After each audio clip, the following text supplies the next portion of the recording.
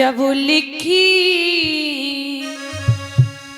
तकदीर विधाता,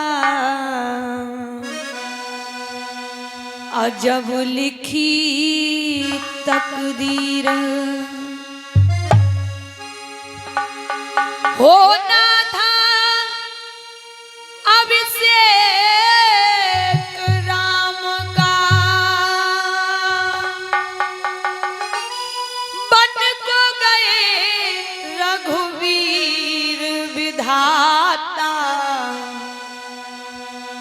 अजब लिखी तकदीर विधाता, अजब लिखी तकदीर।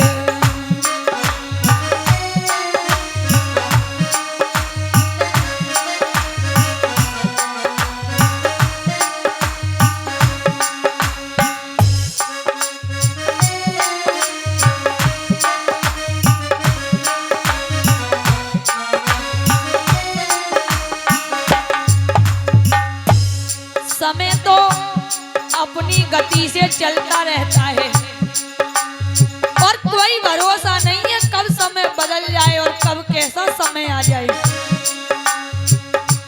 अजब लिखी तकदीर विधाता, अजब लिखी तकदीर।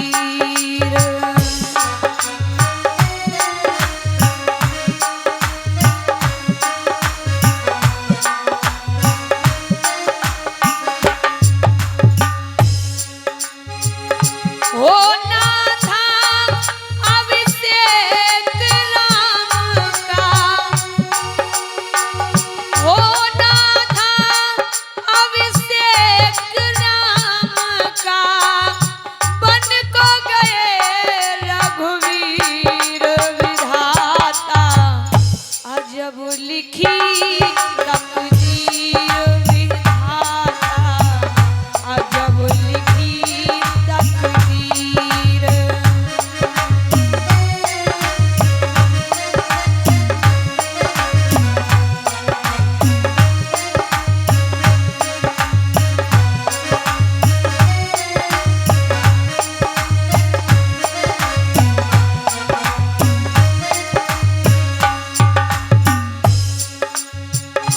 पूरी अयोध्या में हल्ला हो गया है भैया।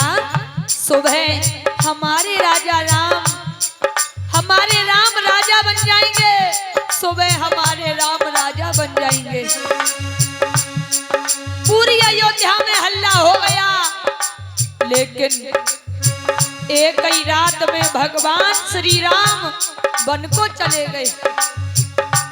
स्वयं परमात्मा अपनी तकदीर अपने भाग्य को नहीं लिख सका, तो हम तो साधारण मनुष्य हैं।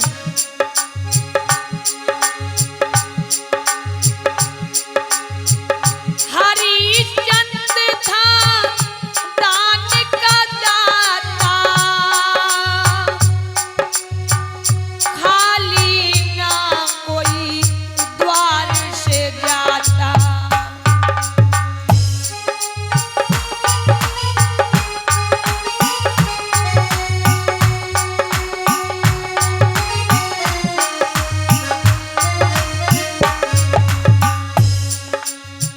महाराज हरिचंद बहुत बड़े दानी थे। उनके दरवाजे पे कोई संत महात्मा भिखारी कोई भी आ जाता था, उनके दरवाजे से कोई खाली नहीं जाता था। हरिश्चंद्र था दान का दाता, खाली ना कोई द्वार से जाता। लेकिन भक्तों, क्या किस्मत लिख गई है विधाता।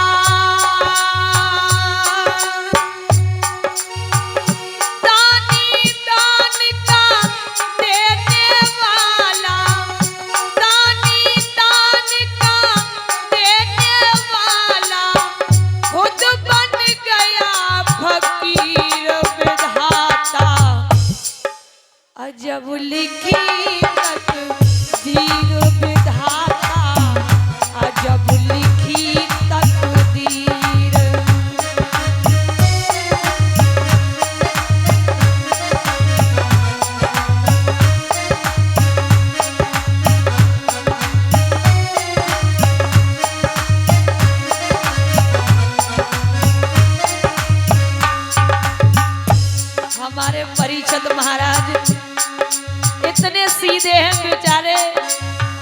पिछली साल भी बहुत रोए थे और अब भी इतना रो रहे हैं, उनकी हिलकी भर गई है। हमें बड़े याद आते हैं आप सभी। पिछली साल भी बहुत रोए थे और अब भी रोने लगे। आंसू तो आ ही जाते हैं। उन्हें याद आ गया कि हमने और हमारी पत्नी ने दीदी की वीडियो देखी थी, फिर हमने अपने गांव वालों को दिखाई, सबको अच्छा लगा, सबने बुलाया, दूसरी बार बुलाया है। बहुत कच्चे दिल के हैं ये, बहुत जल्दी रोने लग जाते हैं। अजब लिखी तकदीर विधाता, अजब लिखी तकदीर।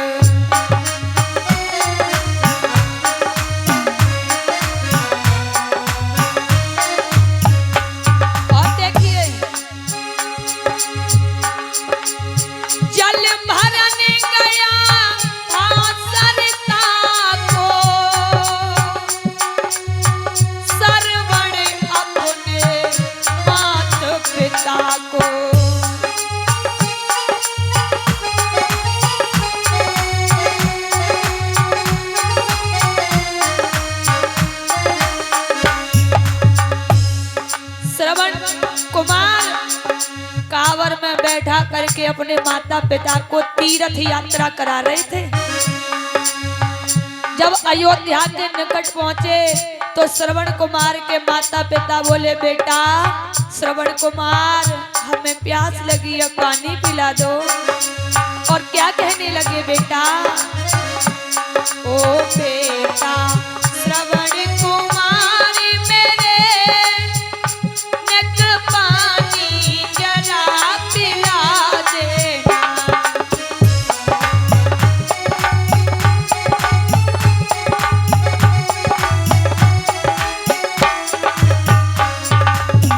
बेटा प्यास लगी है, प्यास के मारे गला सूख रहा है, बेटा पानी ला दो। ओ बेटा श्रवण कुमार मेरे नेक पानी जरा पिला देना।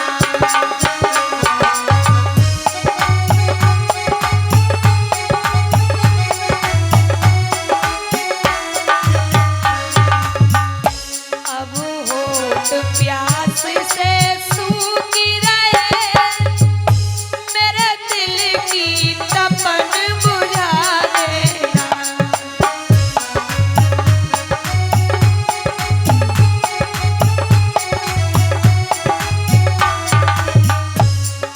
बेटा प्यास लगी है, पानी ला दो बेटा।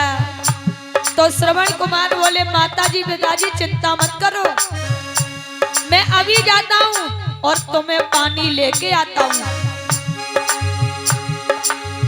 जल भरने गया था सरता को, श्रवण अपने माता पिता को।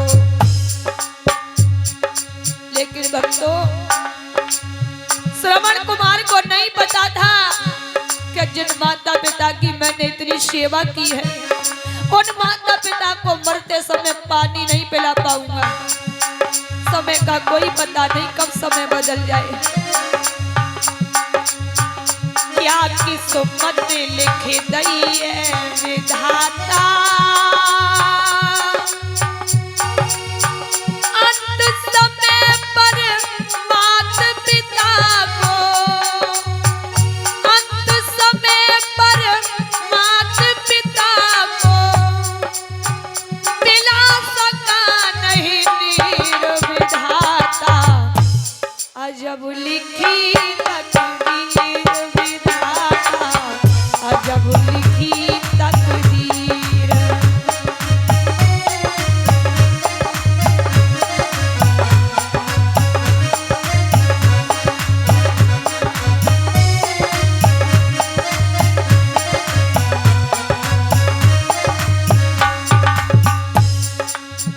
अजब लिखी तकदीर विधाता, अजब लिखी तकदीर।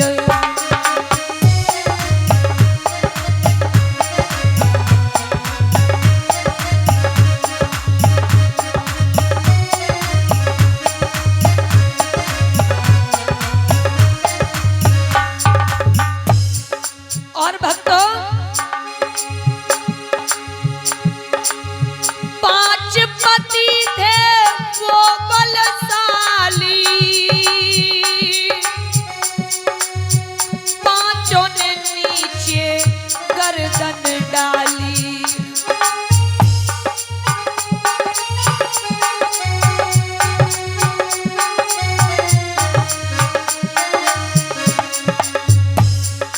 द्रौपदी मैया के 5 पति थे, 5,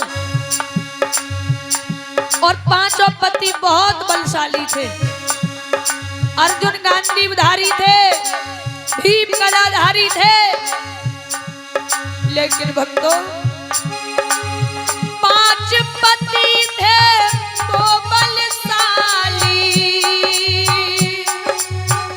पांचों ने नीचे गर्दन डाली।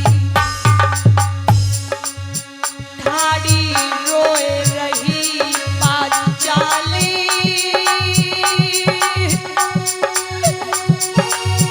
दुशासन के हाथों उसका, दुशासन के हाथों उसका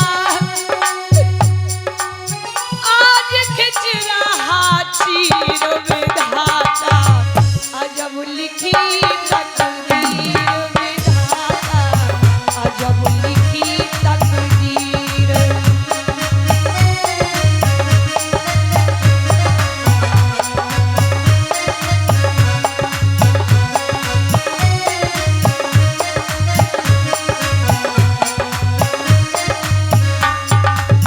अजब लिखी तकदीर विधाता, अजब लिखी तकदीर।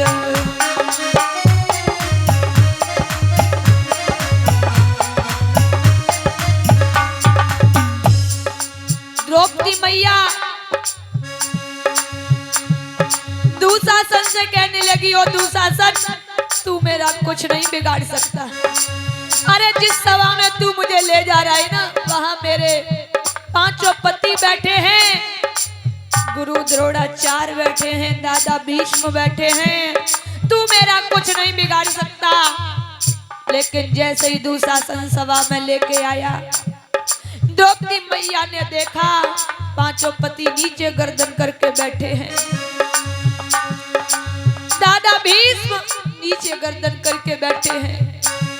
द्रौपदी मैया कहने लगी, दादाजी दादाजी मेरी लाज बचा दो, इन्हें रोक दो कि मेरी साड़ी ना उतारे। लेकिन आज द्रौपदी मैया समझ गई ये संसार का रिश्ता झूठा है। पहले तो द्रौपदी मैया ने साड़ी को कस के पकड़ के रखा था, लेकिन जब ये पता चला ये संसार का रिश्ता झूठा है, एकदम भगवान की याद आ गई, साड़ी को छोड़ दिया, दोनों हाथ ऊपर कर दिए और रई की तरह घूमने लगी और भगवान से कह दिया, कन्हैया मेरी गाड़ी तेरे हवाले, तू जाने तेरा काम जाने। और जब नैया कन्हैया के हवाले हो जाती है ना, तो फिर उसका कोई कुछ नहीं बिगाड़ सकता। आज द्रौपदी मैया रो करके बोली, कन्हैया लाज आकर बचा लो कन्हैया, लाज आकर बचा लो कन्हैया, दूसरा कोई सहारा नहीं है।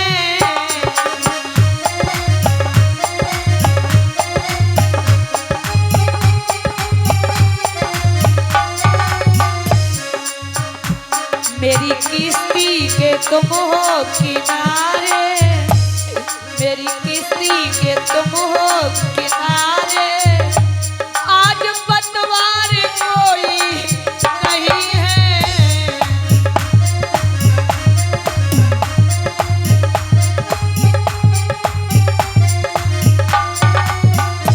लाज आकर बचा लो कन्हैया,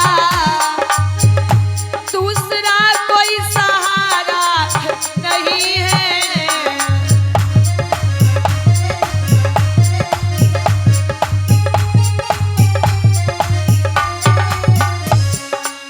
द्रौपदी मैया रो करके बोली कन्हैया, पांचों पति बैठे गर्दन झुकाए, कौन जाकर इन्हें समझाए।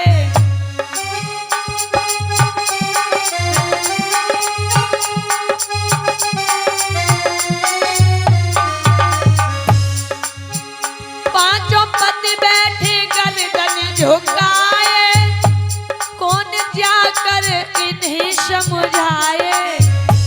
हे कन्हैया, दुशासन खींचता मेरी साड़ी,